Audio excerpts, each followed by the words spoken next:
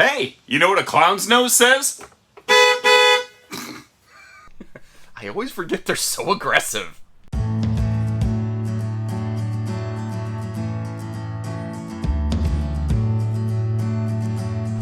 Hey everybody, Josh the RV nerd from Bish's RV, having a good time here in Coldwater, Michigan with some updates on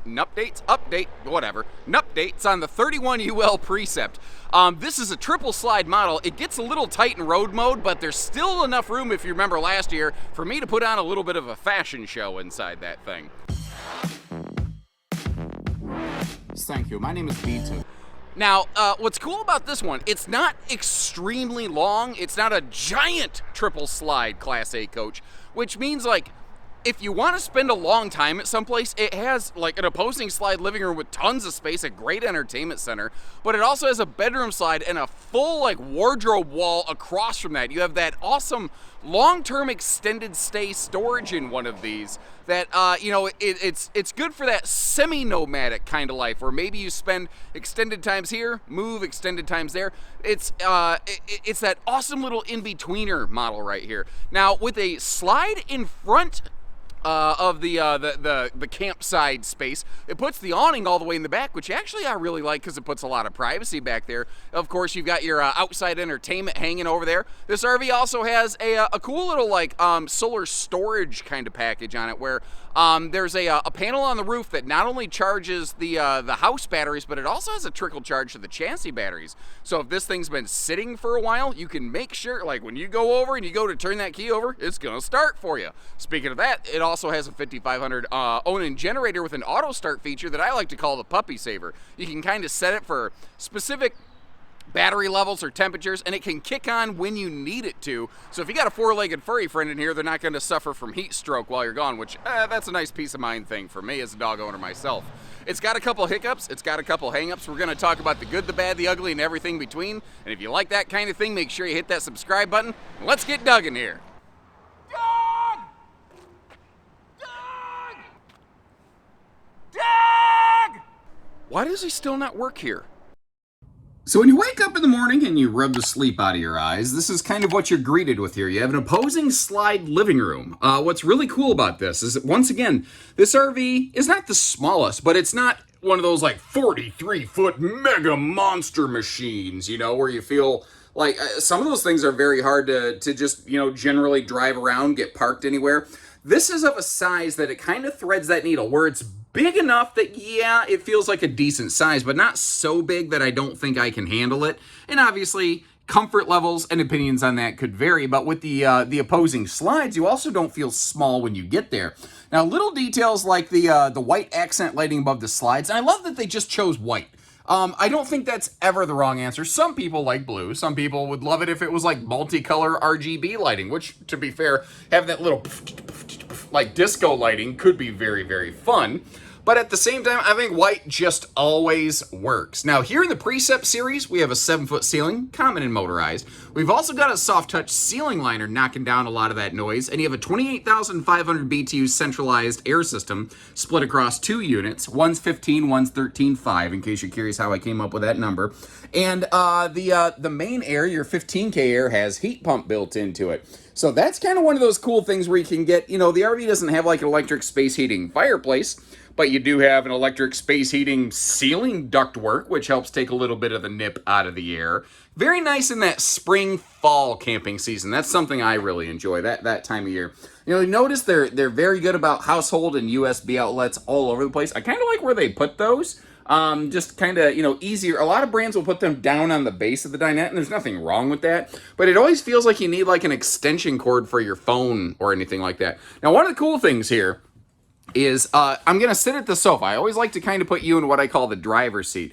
When you're at your destination, at a glance, this thing doesn't have amazing campsite window coverage, but I think it's because you forget that you've got all of this up here. Frankly, it looks and it feels huge, although you do have privacy shades all the way around that, in case you don't, want to be watched by the neighbors like you're in a zoo exhibit. That's actually something that I've run into a few times. Some folks have bumped into me out here while I'm doing my work, and I'll hear them go, "There he is," and I think they're trying to be cool and like not interrupt me, which I appreciate. but they end up just standing there staring at me, which makes me feel like I'm in some kind of human zoo exhibit, which it's just a weird feeling. I don't know. And I don't know. Anyway, I'm just going to roll on from that. I don't even know where I was going with that whole thing, just sharing a story. But that's camping, buddy. We share stories. Chewing the fat, you know.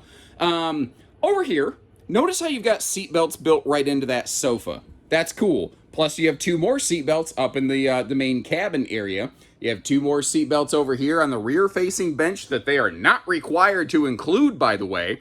And then you have two more seatbelts here on the forward-facing bench on this one. Also, they started doing this last year, finally. I'm just glad they're doing it.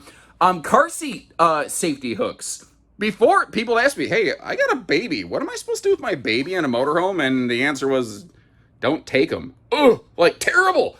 How can you, like, who wants to, like, leave their baby behind and go on a family vacation? Not this guy. I don't want to do that. I also love the fact that that is a no knee knocker dinette. And you might notice a little gas strut system back there. It's an easy up down dream dinette in case you want to fold that into a sleeper.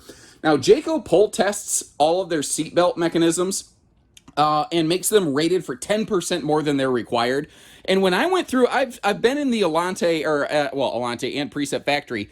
This is so much, like, when you go into RVs, grab the backs of dinettes and reef on them a little bit, sometimes carefully, because some of them feel like they're made out of wafer paper. These don't. These feel very solid, very secure. I think I've given you enough of a look at the living room here. My apologies. I didn't realize how long I've been staring at this. Anyway, right now we're looking at the factory standard trifold hide-a-bed. There's also a theater seat swaption, and I'd really like to know which one you'd prefer to go with. What we're looking at today is max sleeping, which is kind of interesting because if you want to, you can also add that optional forward power bunk up there, and you can kind of turn this into a max sleeping family model. And to give you a look at that, there's a little miniature telescopic ladder thing that removes out of there. Not to mention, again, those privacy shades that come down. As you've seen, the chairs in the cab area can swivel around. There's a little removable stool in there. And giving you a little look at the power televator and the day and night roller shades that you have in this thing. You also have a full blackout shade in the entry door, which is great.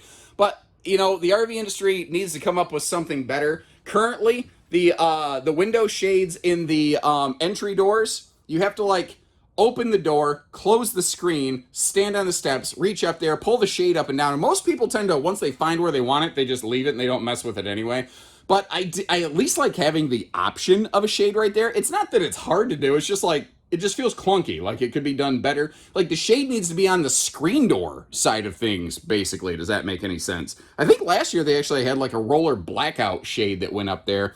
And I'm not seeing that in a lot of coaches anymore. Anyway, maybe that's one of those things that people just didn't like and it slowly phased out. Now, again, the overhead bed here, 750-pound rated, by the way. Optional, but 750-pound rated. That is a best-in-class quality. I was actually a little surprised, and I'm not like trying to say that these are equivalent products, but like I was in some Newmar things for far, far more money. And their bunks were rated for sometimes as low as 250 pounds. That just really shocked me up in that segment. Down below here, you got your kind of little infotainment system. That is all Apple, car mode and Android, navigation ready, which I actually really prefer. There are a lot of good RV navigation apps out there too now that like you program in your the dimensions of your coach. And you make sure that you're not gonna like go under a bridge that can't handle it or something like that, so you don't scalp the RV. I would be curious, people who have actually used some of those, because I have no affiliation with any company. I don't care which one you like. I would like actual users, actual owners. If you don't mind, in the comment section, share which RV navigation app is kind of your favorite. I'd love it if we could kind of crowdsource and cross-compare some info on that. Once again, I think we've pretty much crushed the living area here. Let's flip our way around a little bit. So right now we're over in the co-pilot seat. I've got that spun around as you saw, and this is kind of what you're looking at right here. I am kind of curious, what do you folks think about the modern farmhouse decor that Jayco's moved up into their motorized segment? For a while, they kind of resisted that, and I don't know. I like it. I think there's a lot of people out there that have some level of farmhouse fatigue, because it has been around for a couple years, but I still like it as an option. I don't necessarily think it's dead or anything. Now, so you notice how there's a little level shift on that countertop. That's because this section over here actually slides over the top of that section over there, because even that little cabinet that's sticking out behind the sink faucet, that is all mounted. That's all part of the slide. So that plus the sofa all slide inward. And before we're done, I'm going to close everything up and give you a look at this sucker in road mode as well. Now, you already kind of saw inside that big residential fridge, there is a gas electric two-way fridge swaption. You do drop down, I believe, from 18 cubic foot of space. I could be wrong. That might be a bigger 21. I'm just eyeballing it here, but big residential fridge. You notice it has the ice maker and the water dispenser, which is really nice. You can swap to a gas electric two-way, but it's only about 12 or 13 cubic foot, so kind of keep that in mind. Now, I have a bad habit of skipping past bathrooms in motorhomes. So before I get too far along, I think I actually want to dive right into this one right away. It is a traditional walk-through bathroom, which means I need to do a David Blaine teleport to hop to the other side of that door to get over here to show you everything. Now, the toilet is it's angled perfectly. So if you're left or right-handed, it just feels like you've got plenty of room around there. You may have also noticed you've got a window over here where you can share the joy with the neighbors. I'm sure they will certainly appreciate that. You may have noticed by the entry door I was utilizing the Octopus Fight Club coat hanger to, well, hang my coat. This does utilize the 4-inch fart fan variety up here. Again, I will try to show you the good with the bad. That's an easy thing to kind of upgrade in case you're curious, though. Now, this bathroom and the door with this camera, it's at a funky angle where I can't give you an awesome look at everything over here on the left side. So the little sneak peek kind of footage that you're looking at on the right, I want you to understand that that was in like super wide angle mode so that you could, have a better view of everything that you're getting inside this bathroom. Using the bathroom, it doesn't look or feel weird. It's just everything's at a funky angle on camera where I really struggle to be able to showcase it. Now, that 7-foot ceiling, even though you do have to step up into that shower pan a little bit, the 7-foot ceiling means this is not a problem for headroom, and I really enjoy that height adjustable shower hardware. Now, continuing our slide back here, we're actually going to pass right by the master control panel. And one of the things that I like about this thing right here is the system they're using. It has one of my favorite features, just all of the lights off, all of the lights on. You can also monitor your batteries from here. You've got a solar package on this we'll talk more about in a little bit that will help maintain both the house and the chassis batteries, mind you. This RV also has a 1200 watt inverter, and you see the remote control for that thing right here, so that if you want to be able to, keep the fridge running when you're going down the road and stuff like that, or use some light duty household outlet kind of stuff, you can do that here. This also has an auto gen start feature, which I think is very, very cool. AGS right there. And look at all the crazy options you have on this thing. You can tell it, I want to start on the 3rd Sunday of the 7th setting of the 4th moon of the 33rd year. Like, you can narrow it down to however you want to do it. Now, both air conditioners are centralized, but if you really want to just turn it into an ice box back here, you can do what I've done right here. You can leave those vents open, or, that one's a little stiff. You can slide those closed and start pushing that air back through the centralized vents. And you might have noticed how every single one of these is both vented and louvered, which is fancy talk for saying it can turn and it can open and close as you would please. Notice that even here in the bedroom, even in the bed slide sides, you still have household and USB outlets. They're really going all the way across right there. And this bed right here, I'll see if I can look it up and flash the dimensions on screen. I don't remember exactly what size this is. Again, we will take another look at this thing in road mode in just a minute. Now, up top here, you got a decent little storage cabinet. Let me get you a look inside there. Now, beside the bed, you also have a new wireless charge pad, but if you push on that, it pops up, and there's 2 USB plugs in there. Now, last year, I thought I was so smart, and I was like, hey, guys, shouldn't the bed lift up with gas struts? And a lot of people are like, yeah, that would make more sense. And then one person who's way smarter than me goes, no, that's not possible, because the bed slides over the base, which doesn't move. So gas struts under the bed, literally not really possible. So you have to use almost what I call like the the car hood method, where there's like a little support pole that, you know, you lift the bed base up, then you have to put that pole up. I guess I can't really think, because different moving parts are in play. I can't really think of a better way to go about doing that. And if you have a better way and it's reasonably affordable, sell it to the RV industry and make a lot of money. Now, here in the bedroom of a Precept, as compared to something like a Alante or Red Hawk, you actually will get a TV installed, and that is a 4K smart TV, by the way. And just to give you a look at everything else here, all that storage all closed up as opposed to being blown wide open. What I like about this is, in a sense, now you have, well, actually with the outside TV, you have 3-zone entertainment. You got one in here, you got one in the living room, you got one outside. So you can have all kinds of different things going. And the outside entertainment is completely independent of anything else inside. And as promised, taking a look at it with the slides closed in road mode, I do believe this is, again, where I put it. This is exactly where I put on that fashion show last year. This one does get a little tight right here because they went with a full-size dinette, but you can still, like, one person can still easily navigate through this thing. Now, one of the questions people sometimes have is, I've started making it more known that in the towable RV market, you really shouldn't be occupying the slides when they're closed up. So what about motorhomes? Well, to use a very trendy phrase, they're built different. Motorhomes are designed to be used and occupied in motion. So their slides are built to a different standard. Their slides are built to be able to hold up even when they're not fully extended and supported on the inside lip by the sidewall of the RV. So that's one of the major differences there between a towable and a motorized vacation. Towable vacations kind of start once you get there, get unhitched, get leveled, and open up the slides. Motorhomes, the moment you turn the key, it's a road trip, baby. So using this bed in transit, you can do that here. All right, as we step outside here, you see a couple nice standard features like the slide cover awnings on these, just helping reduce the maintenance. And speaking of that, we're going to get you actually up to the roof in a minute here so you can take a look at that as well. As we wrap our way around the front, give you another look at the weights and measures on this one, just to help you remember all the tank capacities and all that good stuff.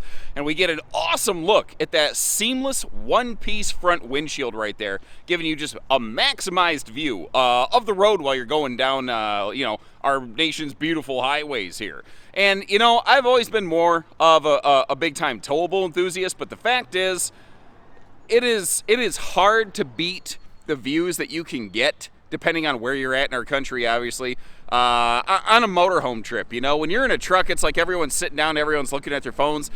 There's something more personal, about when you're in a motorhome here. And speaking of ride and handling, that's actually one of the things they do really well here with their J-Ride Plus package. Now, a couple highlights of that.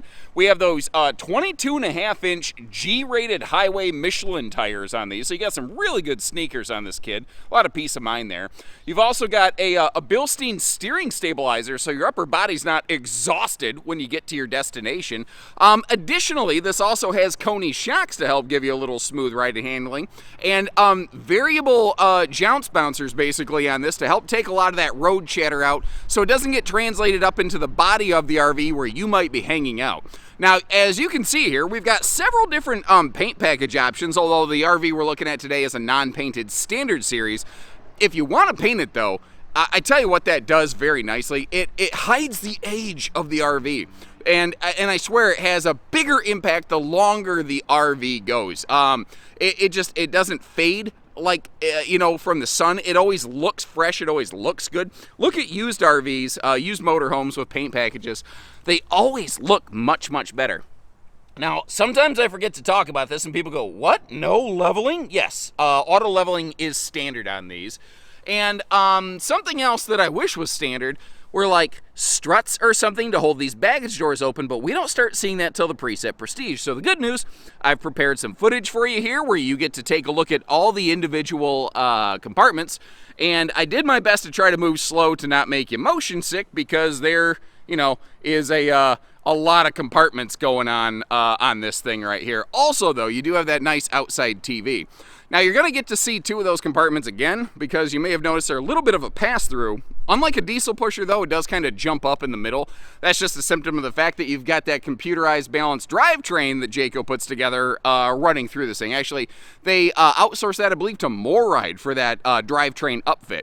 Now, as I mentioned before, the awning on this thing is behind the slide out, and what that does, it makes for like a more personal, separated space where it's like we're hanging out back here.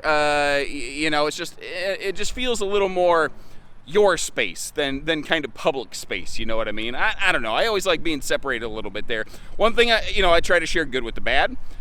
The fact that the awning is right next to the door right there, if it's rainy, like it kind of has been today, you might notice it's not exactly sunshiny today. I'm dodging raindrops and I wanted to get you some footage. Fact is, if you open that door when it's raining, you're going to get spritzed in the face a little bit. Not much to be done about that.